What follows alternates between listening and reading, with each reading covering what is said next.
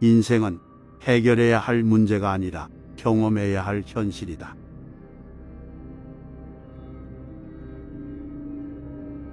절망의 가장 일반적인 형태는 자신이 아닌 것입니다. 기도의 기능은 하나님께 영향을 미치는 것이 아니라 기도하는 사람의 본성을 변화시키는 것입니다. 자신을 잃는 가장 큰 위험은 마치 아무것도 아닌 것처럼 세상에서 아주 조용히 발생할 수 있습니다. 사람들은 나를 너무 이해하지 못해서 그들이 나를 이해하지 못한다는 내 불평을 이해하지 못한다. 순결한 마음은 한 가지를 바라는 것입니다. 나에게 꼬리표를 붙이면 나를 부정하는 것입니다. 자신을 사랑하는 것을 잊지 마세요. 역설적인 것은 개인이 되기 위해서는 먼저 관련이 있어야 한다는 것입니다. 인생에서 가장 숭고하고 아름다운 것은 듣거나 읽거나 볼 수 있는 것이 아니라 살고자 하는 것입니다. 인생은 거꾸로만 이해될 수 있지만 앞으로 살아야 합니다. 내가 하나님을 객관적으로 파악할 수 있다면 믿지 않지만 그렇게 할 수 없기 때문에 믿어야 합니다. 철학자들이 말했듯이 인생은 거꾸로 이해되어야 한다는 것은 완전히 사실입니다. 그러나 그들은 앞으로 살아야 한다는 다른 명제를 잊었습니다.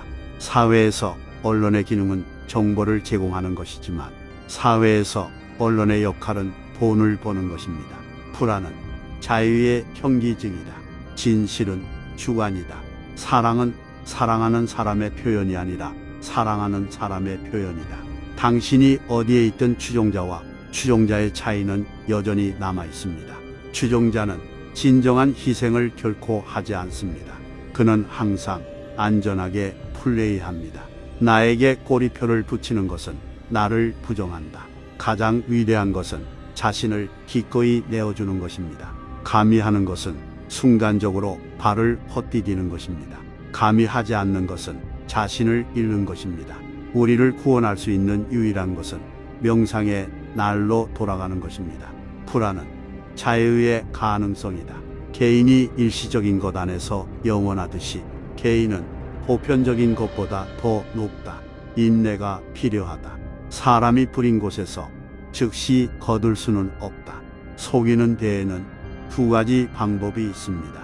하나는 사실이 아닌 것을 믿는 것이고 다른 하나는 사실을 믿지 않는 것입니다. 일단 그만두는 법을 배우면 습관이 된다. 학생처럼 삶에 대한 결론에 도달하는 많은 사람들이 있습니다. 그들은 스스로 문제를 해결하지 않고 책에서 답을 복사하여 주인을 속입니다. 시인이란 무엇인가?